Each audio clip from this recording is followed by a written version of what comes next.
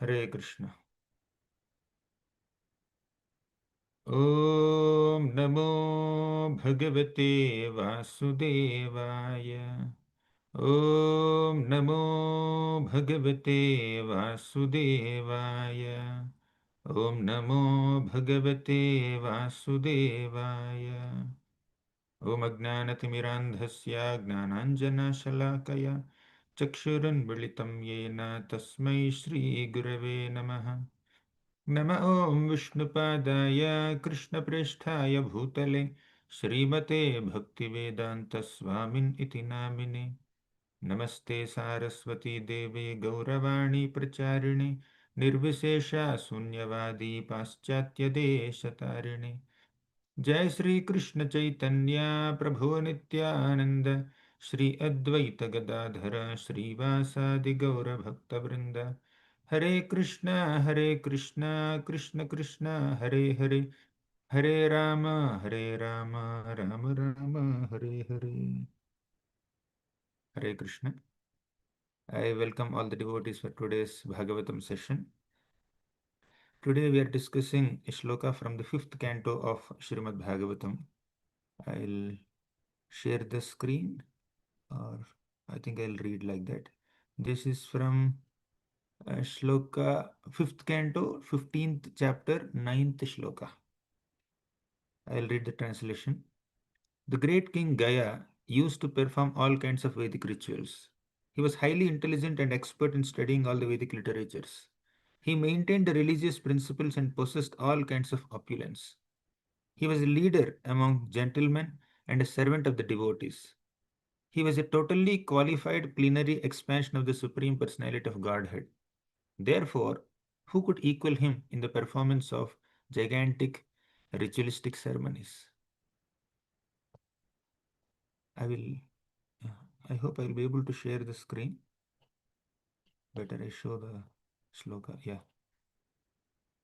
Yes. We'll go to the next shloka because this shloka doesn't have a purport. All the chaste and honest daughters of Maharaj Daksha, such as Shraddha, Maitri, and Daya, whose blessings were always effective, bathed Maharaj Gaya with sanctified water. Indeed, they were very satisfied with Maharaj Gaya.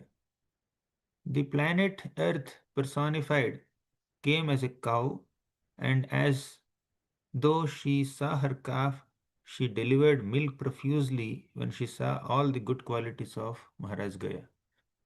In other words, Maharaj Gaya was able to derive all benefits from the earth and thus satisfy the desires of his citizens. However, he personally had no desire. Purport by His Divine Grace A.C. Bhaktivedanta Swami Prabhupada. The earth all over which Maharaj Gaya ruled is compared to a cow. The good qualities whereby he maintained and ruled the citizens are compared to the calf. A cow delivers milk in the presence of her calf. Similarly, the cow or earth fulfilled the desires of Maharaj Gaya, who was able to utilize all the resources of the earth to benefit his citizens.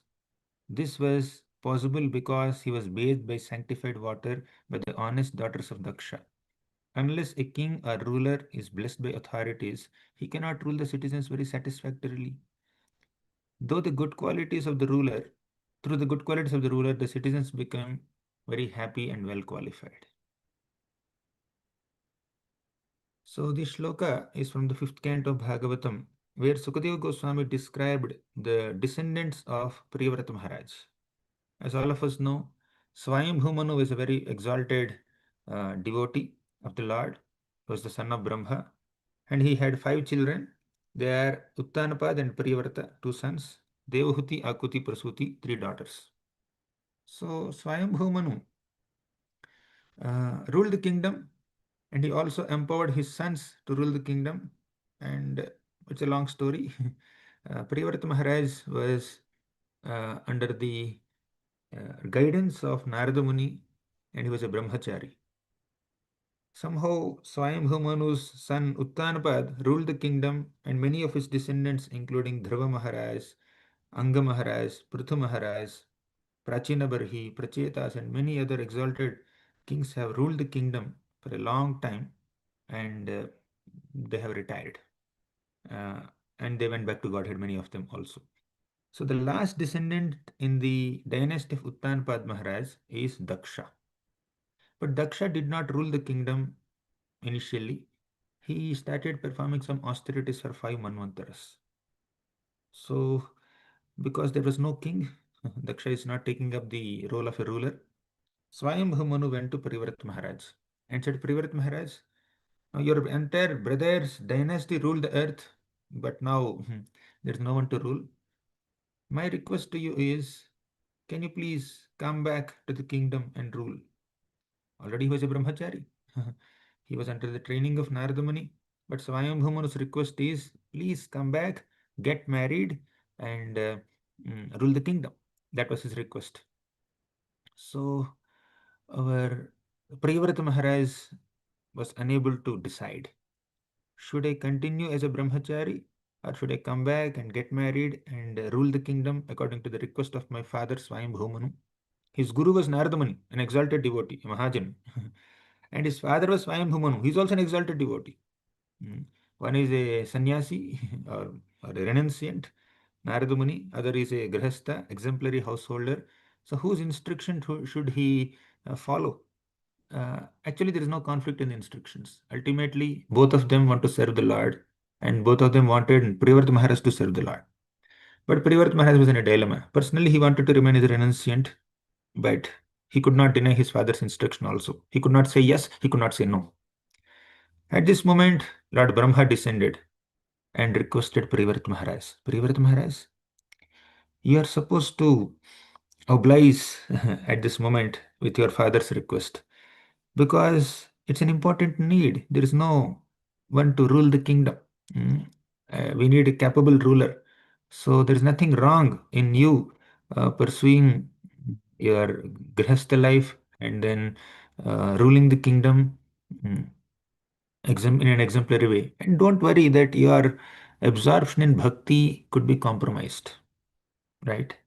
For someone who is very attentive in practice of bhakti, someone who has taken shelter of the Lord with great sincerity and determination, they will not be affected.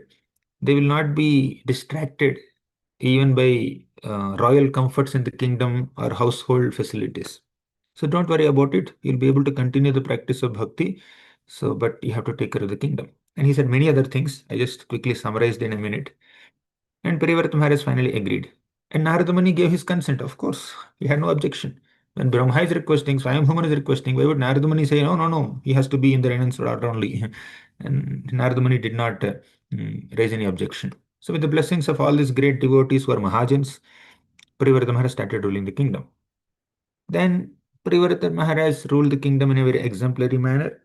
Then his sons like Agnidhra and his grandsons and other descendants like Nabhi Maharaj and also uh, Agnidhra, Nabhi Maharaj, Rishabhadev and Bharat Maharaj. All these great personalities ruled the kingdom, ruled the earth for a long time. Now, in this lineage of Priyavrat Maharaj, especially in the lineage of the descendant of Bharat Maharaj, descendant of Priyavrat Maharaj, who is Bharat Maharaj, Gaya Maharaj appeared. So Gaya is a exemplary devotee. He is also considered an expansion of the Lord, as we have just seen in the ninth shloka.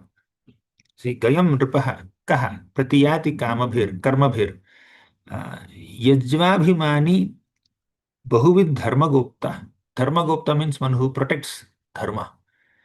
Samagata Shrihi Satasaspati Satam Sat Sevakonyo Bhagavat Kalamrite. Bhagavat Kala means he is a plenary expansion of the Lord. So Gaya used to perform rituals as it is uh, normal for any king to perform some Vedic sacrifices. Gaya also used to do. He was intelligent and expert in literatures, Vedic literatures, and he maintained dharma and possessed all kinds of opulences. He was a leader amongst gentlemen and servant of devotees. He was totally qualified as an expansion of the Lord. So, here several qualities of a leader are mentioned. One thing is you perform the rituals. Yes, in the name of spirituality, we need not compromise on rituals.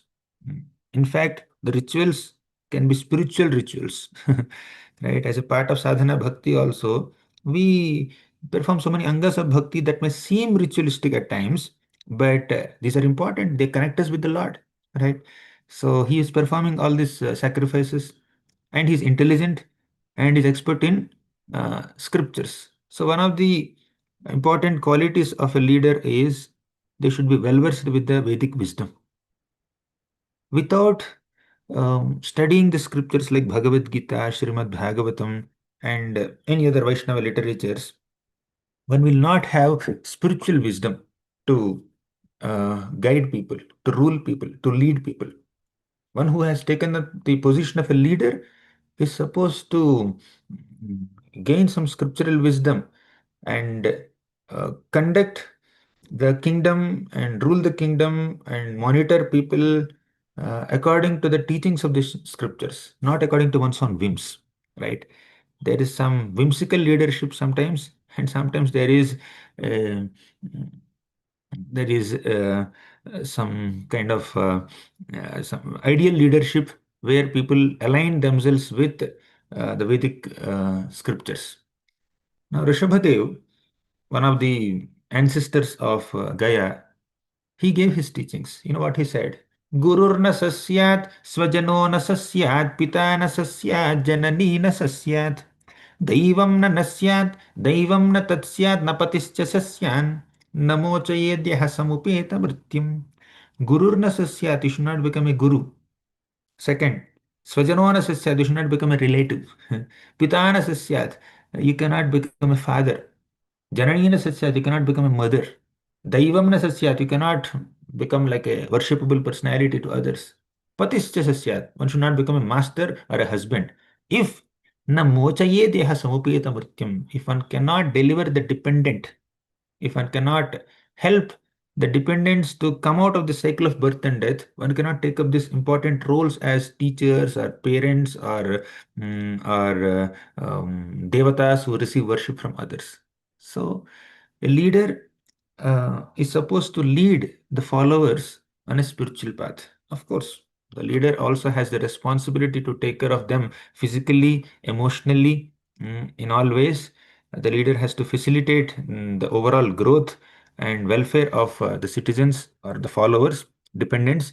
However, one of the most important aspect of leadership is to guide people in the path of bhakti, to guide people on the spiritual path.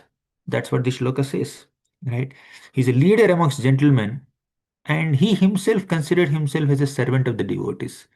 However expert a leader may be, a leader is called an ideal leader only when the leader considers oneself as the servant of Brahmanas and devotees and the Parampara and the Supreme Lord ultimately. A leader is not a replacement for the Lord, a leader is a representative of the Lord. So, how can one best represent the teachings of the Lord?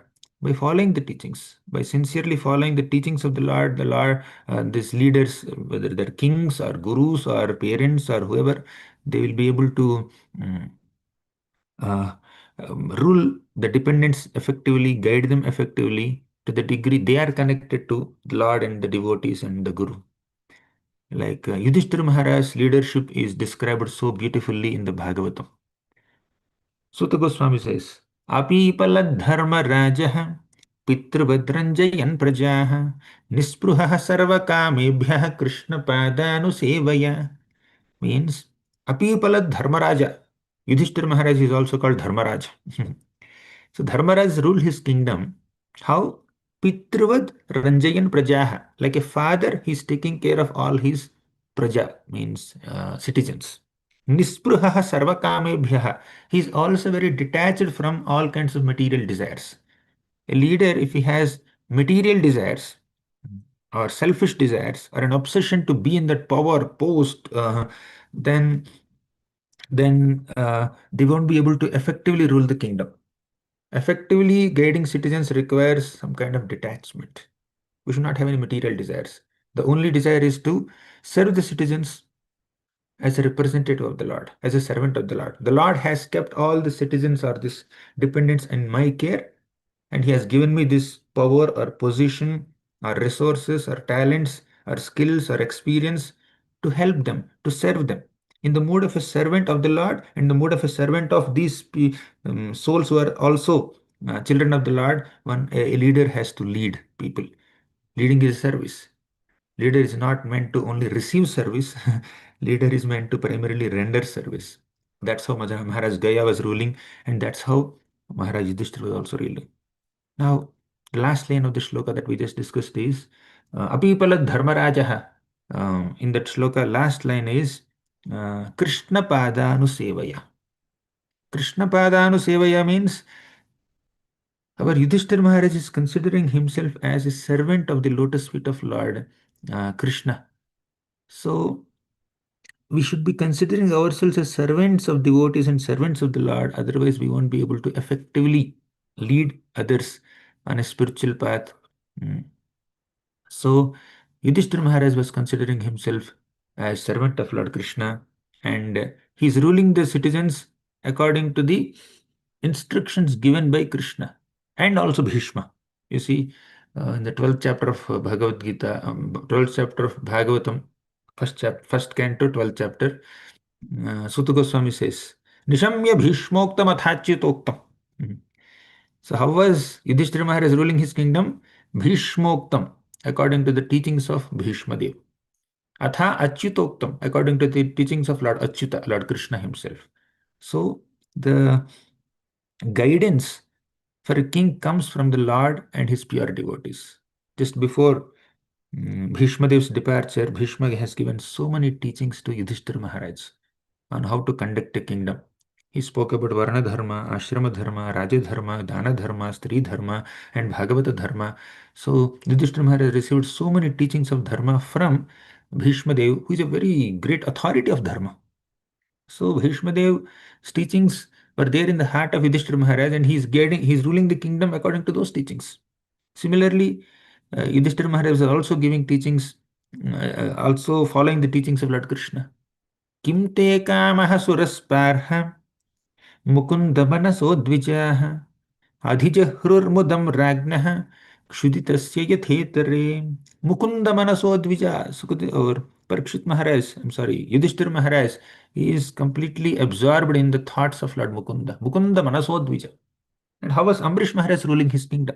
Savai manah Krishna padaravindayor vachamsi vaikuntha gunanu varnane करौ हरेर्मन्दिरमार्जनादिषु श्रुतिं चकाराच्युत सत्कथोदये Savai Manaha Krishna Padaravindayor.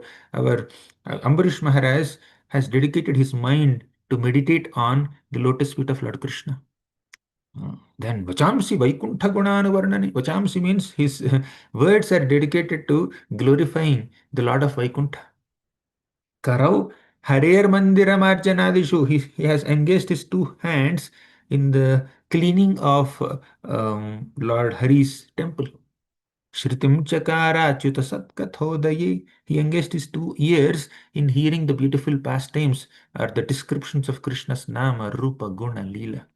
This is how Ambarish Maharaj was ruling the kingdom. So Ambarish Maharaj, Yudhishthira Maharaj, Parikshit Maharaj, and in this context, in the shloka that we have just read today, Gaya Maharaj, then earlier Swayambhu Manu. So all these great leaders and rulers are primarily Krishna conscious, and while maintaining their spiritual connection with Krishna, they're ruling the kingdom. They're guiding the citizens.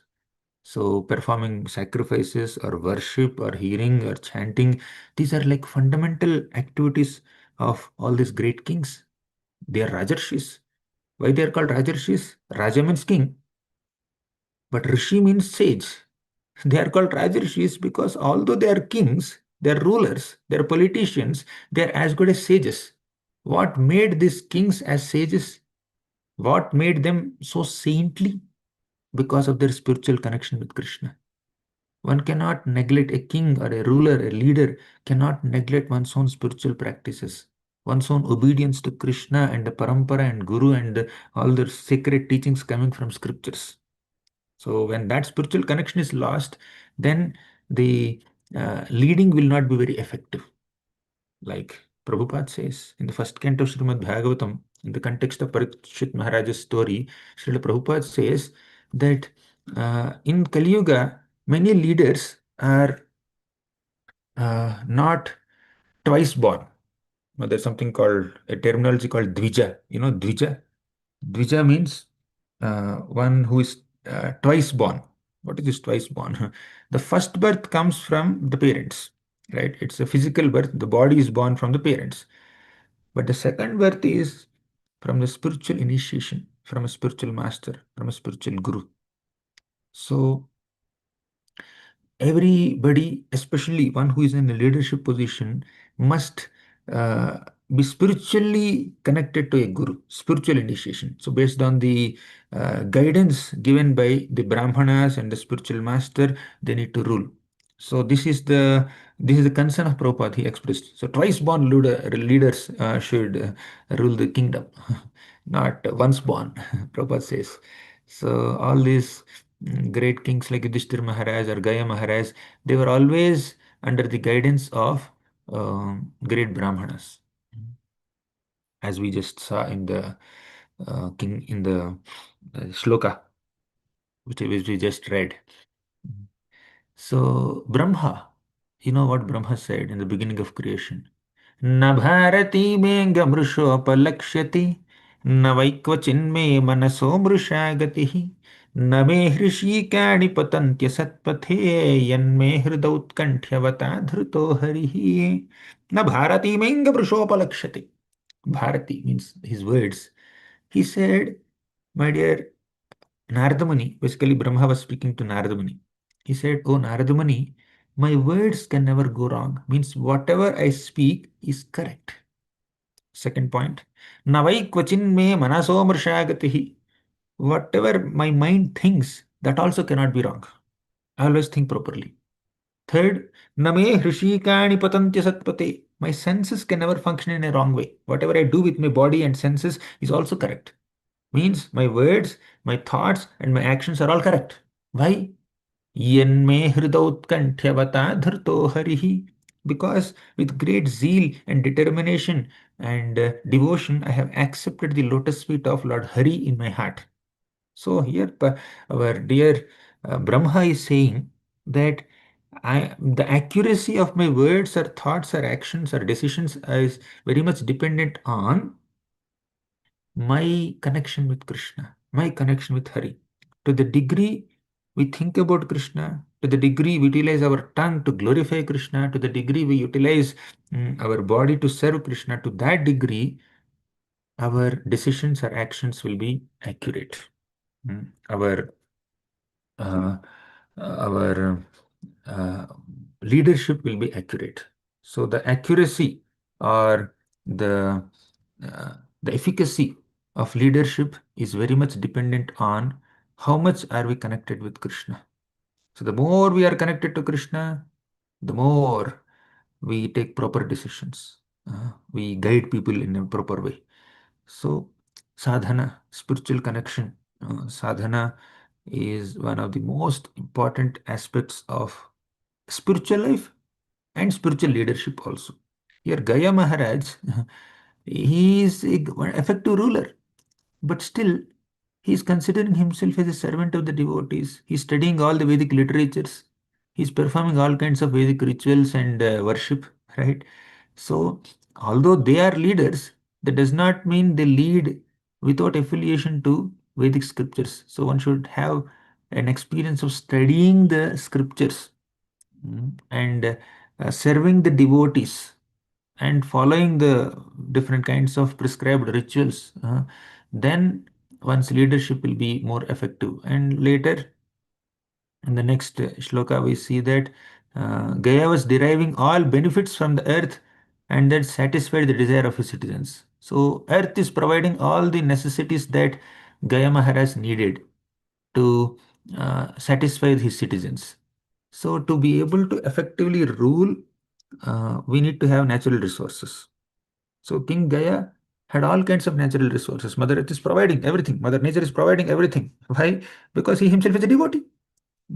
But if you remember, in the fourth canto of Srimad Bhagavatam, there is another king named Vena. This Vena Maharaj was a very cruel person. He was the son of Anga Maharaj, who is a pure devotee, but Vena did not become a devotee. He was stopping all the sacrifices in the kingdom. He was stopping all kinds of spiritual activities in the kingdom. He was torturing the Brahmanas. He was doing so many atrocities in the kingdom. And sometime, one day, some sages came to Vena and said, "Stop these atrocities. Allow people to worship Lord Vishnu. You cannot stop the worship of Lord Vishnu. Actually, as a king, you're supposed to represent Lord Vishnu, and you yourself also have to worship Lord Vishnu, but you are stopping all the sacrifices. It's not appropriate on your part." Um, then they give some advice. They give some advice.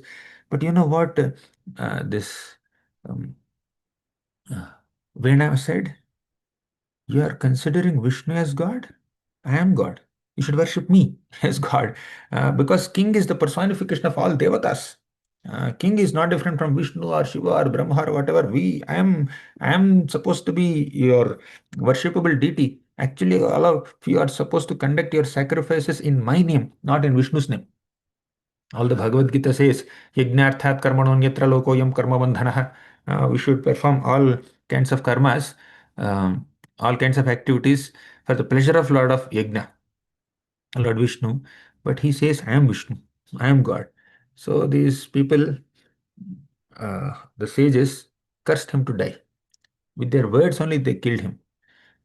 Then, because of this Vena's rule, Mother Earth was not providing natural resources. She withdrew all the natural resources. Grains, vegetables, and even basic food was not available for citizens. Then later, Prithu Maharaj came as it's a very long story. I'm not going to narrate all that. So Vena's son Prithu Maharaj became the king. Then Prithu Maharaj has extracted all the natural resources from the earth. Because Prithu Maharaj was a righteous king, Mother Earth was happy to provide all necessities to him. Because Vena was not a righteous king, Mother Earth was withdrawing all the natural resources. Right? Same thing happened in the life of Gaya Maharaj also. If you see in this shloka, uh, Gaya Maharaj was getting the planet Earth personified became a cow. As though she saw her calf, she delivered milk profusely when she saw the good qualities of Maharaj Gaya. So, cow delivering milk, we understand. But earth taking the form of a cow and delivering milk basically signifies that earth is providing all the natural resources required for the maintenance of the kingdom, right? The cow delivers milk in the presence of a calf. Similarly, the cow or earth fulfilled the desires of Maharaj Gaya, who was able to utilize all the resources of earth to benefit his citizens, right? So the king has to be resourceful. But resourcefulness is one of the qualities of a kshatriya, as Krishna described in the Bhagavad Gita. So how can the king be resourceful? He himself cannot provide resources. He has to depend on the nature. Nature provides resources, and it depends on the king's purity uh, to extract the natural resources from Mother Nature or Mother Earth. So when the king is righteous, when the king is dharmic, when the leader is very um, very devoted to the Lord and follows dharma, then the Mother Nature, Mother Earth is ready to provide all kinds of resources for his citizens. So leaders maintaining spiritual connection is very important. Mother Earth will not provide natural resources to someone who is not following the Vedic culture or the scriptures. Just like Krishna said in the Bhagavad Gita, you remember? Naham prakashah sarvasya yoga maya samavritah. Means I am not obliged to reveal myself to someone who doesn't acknowledge my presence, who is not, who doesn't have trust in me or faith in me. So some people say that God doesn't exist. Krishna did not prove his existence to such an atheistic person. If he does it, that is his magnanimity, but it's not necessary that he does it. Krishna said, Naham prakashaha sarvasya yogamaya samavrataha. I'll be covered by yogamaya. Naham prakasha sarvasya means I will not manifest myself in front of everybody. It's not necessary. Somebody says, Chief Minister doesn't exist. Sitting, living in the country or the state, he says Chief Minister doesn't exist or Prime Minister doesn't exist. Should the Prime Minister or Chief Minister go to that person, hey, I exist, I exist, do you know? I'm there. He need not prove. So they have many other duties. Similarly, just as the Lord doesn't reveal himself to someone who has a challenging spirit, who is very disobedient, who is atheistic. Similarly, Mother Earth also reserves her right not to provide natural resources to people who don't follow Vedic culture, who don't respect her, who exploit her. Many people exploit the Mother Earth's natural resources, especially in Kali Yuga. Mother Earth may not provide to them. And you cannot blame Mother Earth also. So, depending on the purity of the leader, purity of the king, in their spiritual activities, the king gets all kinds of natural resources for the sustenance of his citizens. So one needs to, one who is in leadership position must maintain one's spiritual connection nicely, must perform Vedic sacrifices or rituals or whatever is puja according to temple circumstances, and especially study the scriptures and serve the devotees. Just because he's the ruler, that does not mean he doesn't serve the devotees. The service to the devotees is important. Now, uh, we just saw some shloka spoken by Lord Brahma. Brahma said that, my dear Naradamani, my words and thoughts and actions will never go wrong because I am always in touch with the Lord. I have accepted the lotus feet of the Lord within my heart. Because his sadhana is very consistent, he was confident that whatever he does is correct, right? That we have seen in Brahma's example. But the same Brahma, at one point, four Kumaras, the sons of Brahma, asked Brahma a question, a simple philosophical question. But Brahma could not answer that question. You know why? The um, Acharyas say that because Brahma was too caught up in the passionate activities of his creation and maintenance of this universe, so Brahma could not maintain that consistent connection with the spiritual sound vibration. Right? His sadhana was a bit inconsistent because of being too engrossed in the affairs of maintaining this creation, creating this world, or overseeing all the Manus and Prajapatis, etc. He is little overwhelmed by passion, and he could not answer this philosophical question. Right? So, what is the lesson for us? Sometimes we are too absorbed in so many services. Serving Krishna is great, of course. We are here to perform devotional service, right? But seeing the example of Brahma, because Brahma was too caught up in his official bona fide authorized service, he could not maintain a spiritual connection and he could not answer a simple philosophical question asked by his own sons. So when we are out of touch with Vedic scriptures, when we are not consistent in our sadhana and studying of scriptures or chanting the names of the Lord very sincerely, then although we do so many services, we may experience some level of dissatisfaction. Service is great, but sadhana is that fuel for that service. Our sadhana that includes studying the scriptures and chanting the names of the Lord sincerely, and whatever worship we are supposed to do. When we maintain our sadhana consistently, especially our connection with sound vibration through Sravanam, if that is consistent, then we will be able to render service in a proper consciousness. Otherwise, when we are serving, we may deal with material nature. We may deal with so many material situations. So those services could induce some passion in us and may induce a sense that we are doers, we are performers.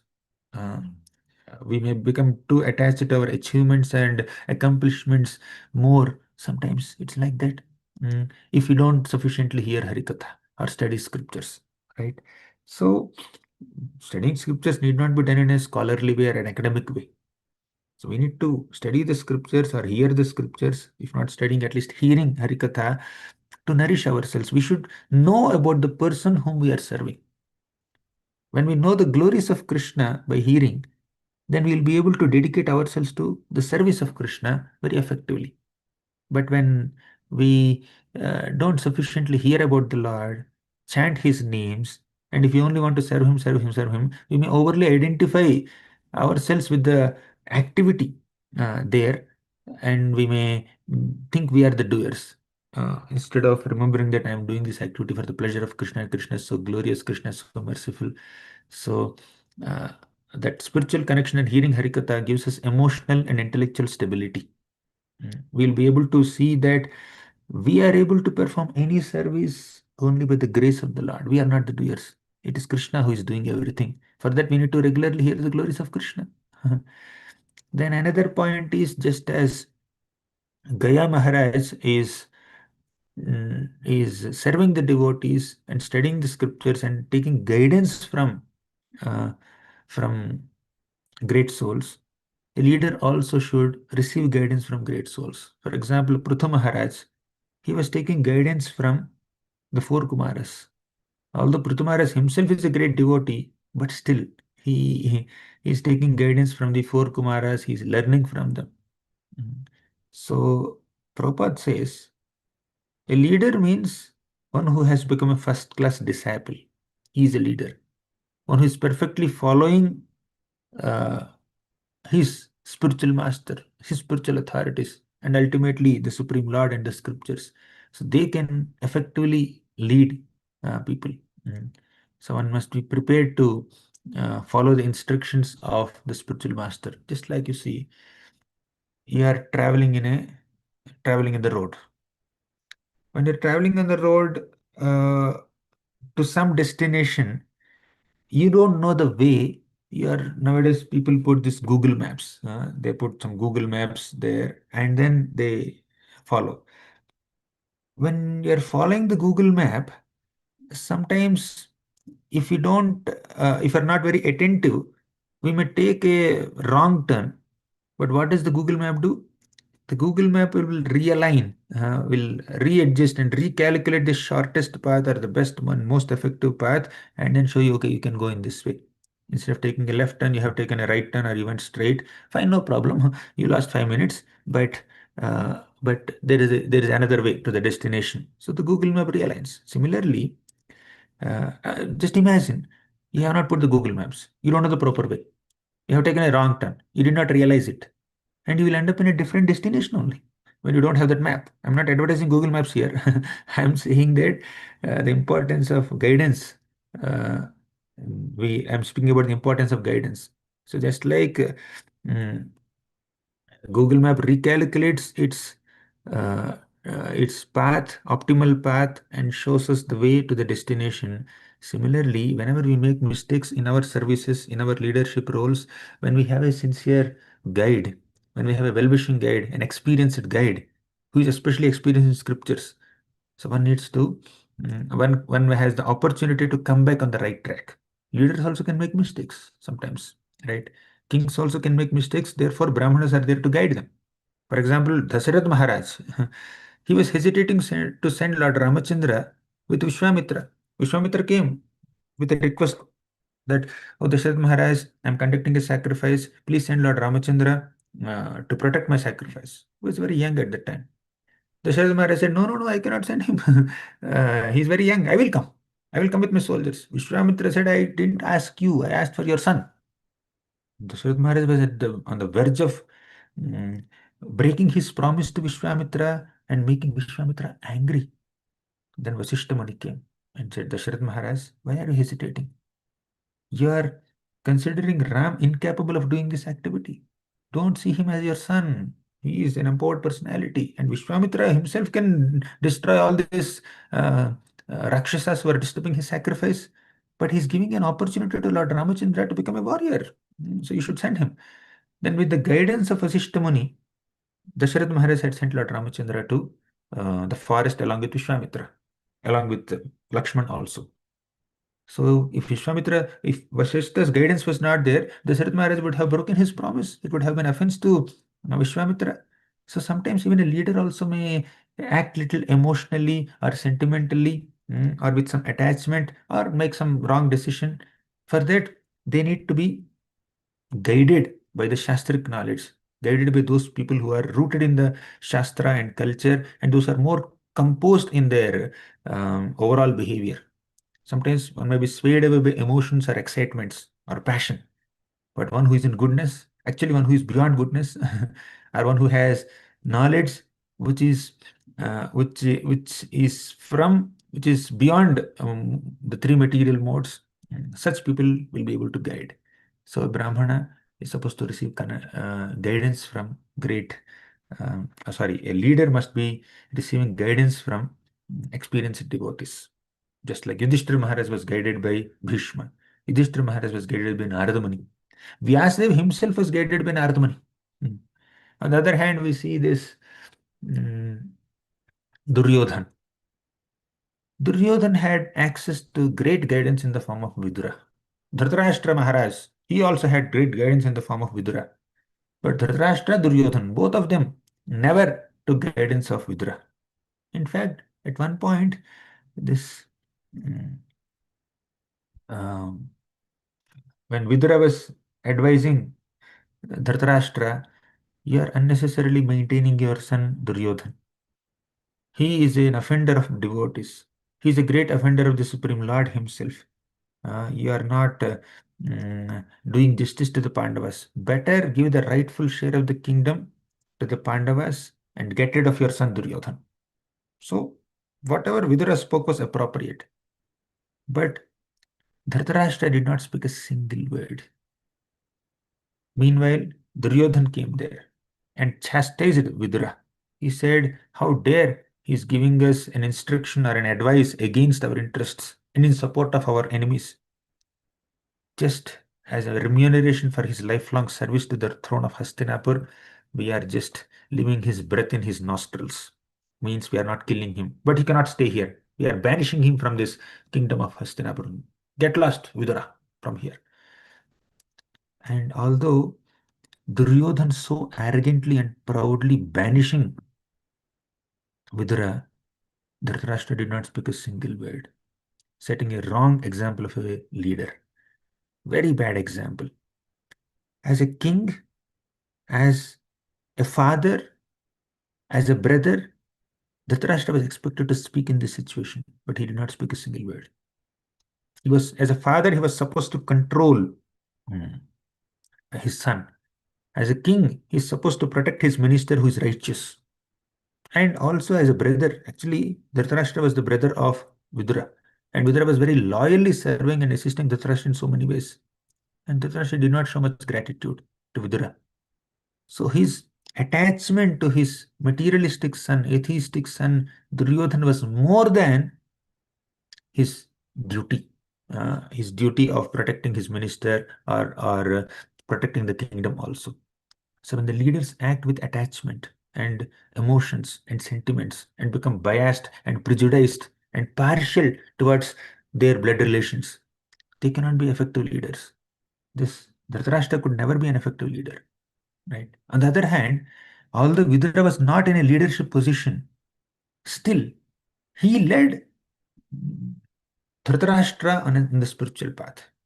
When Vidura was banished by Duryodhan, Vidura went to the forest. He went on some pilgrimage. He went to so many holy places. He took darshan of so many deities. He took bath in different rivers. And he also got the opportunity to hear two full cantos of Srimad Bhagavatam from Maitreya Muni. And after hearing the third canto and fourth canto of Bhagavatam from Maitreya Muni, Vidura again came back to Hastinapur kingdom. By this time, all the 100 sons of Dhritarashtra were they were killed by Bhima. And at that time, Yudhishthira Maharaj was the king. Right? So Vidura came not to enjoy the kingdom. Okay, Duryodhana is not there. Only Yudhishthira is there. He will not object me. So I will go and happily stay in the kingdom. Too much of pilgrimage and too much of austerity. He was not in that mood at all.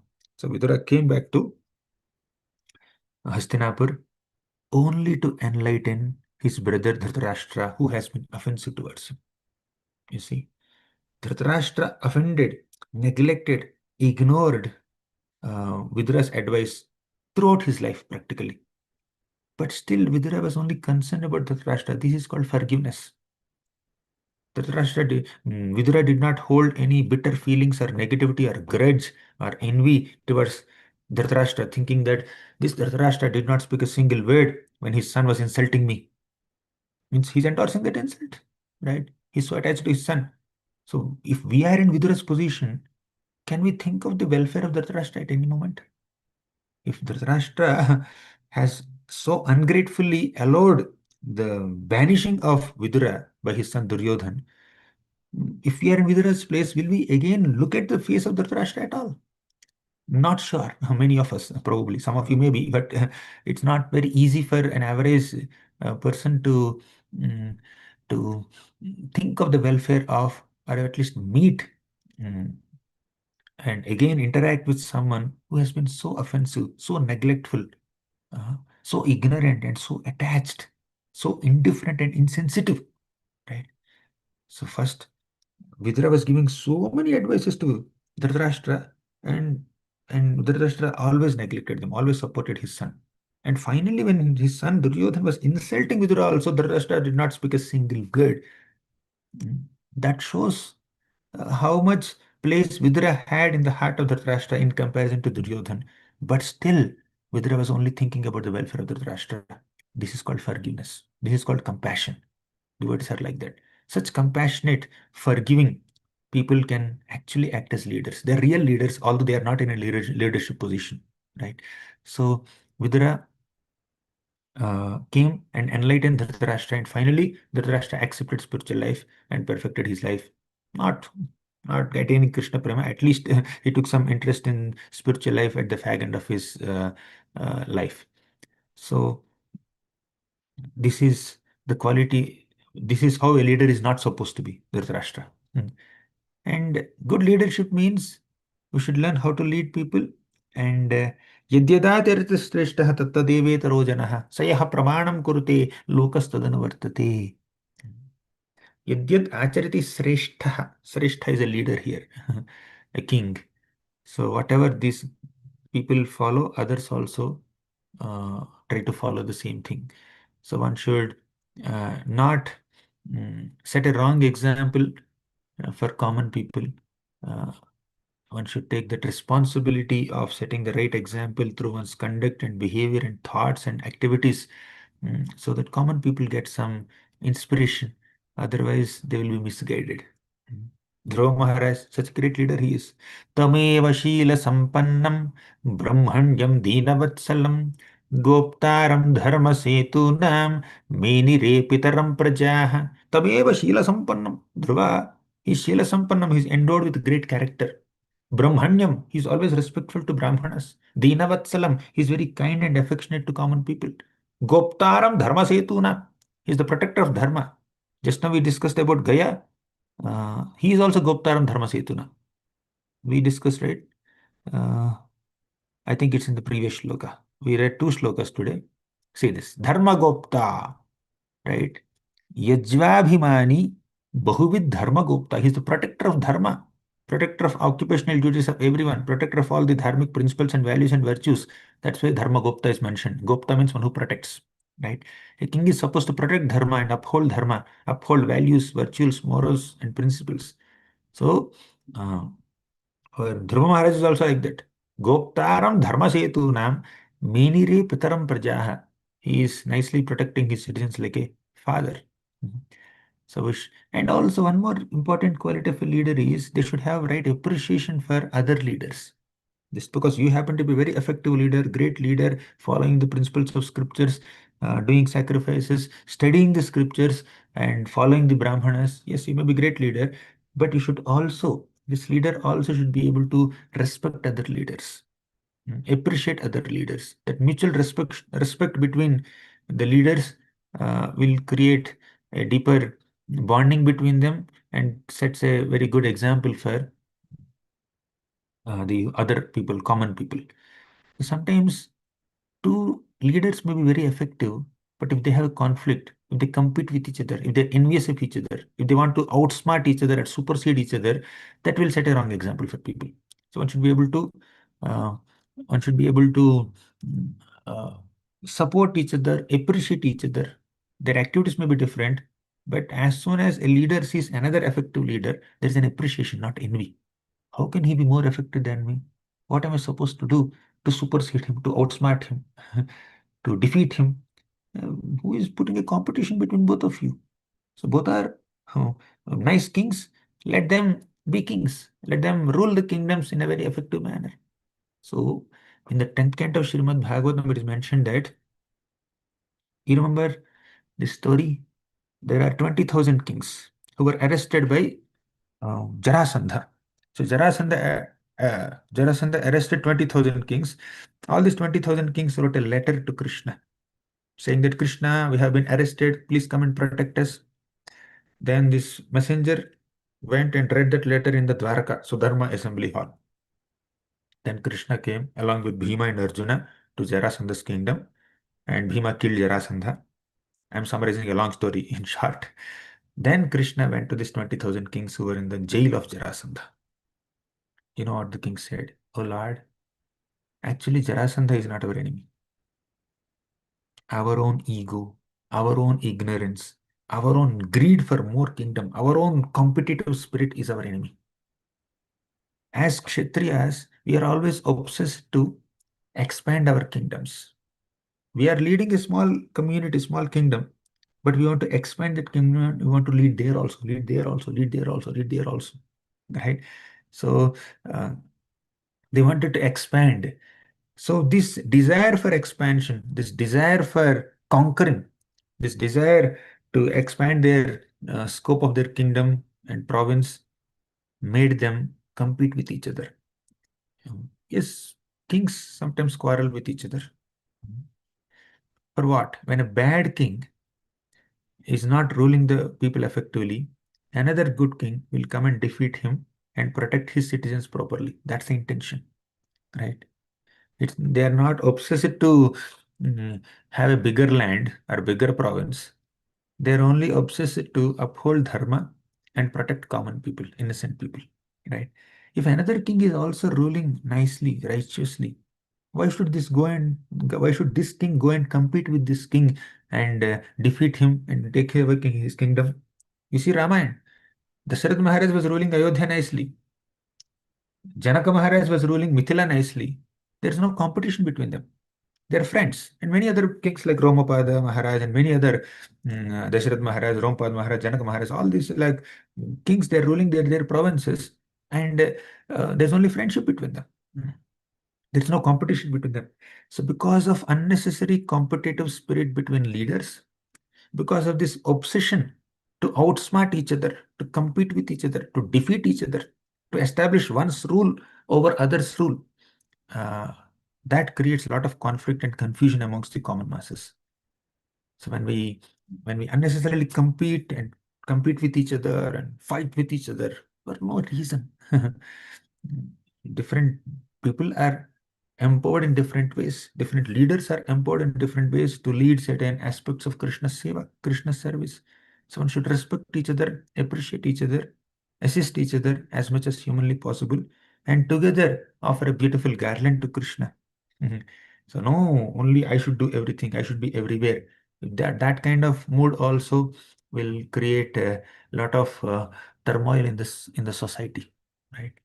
So these are some aspects. There are many other aspects of kings or leaders. So we'll not uh, go beyond time. It's already 8:56 here. So I'll conclude. Thank you very much. Granthara Srimad Bhagavatam ki jai, Srila Prabhupada ki jai. Hare Krishna. Should we conclude? Or do we have any questions or comments by devotees? You can unmute yourself if you have any questions.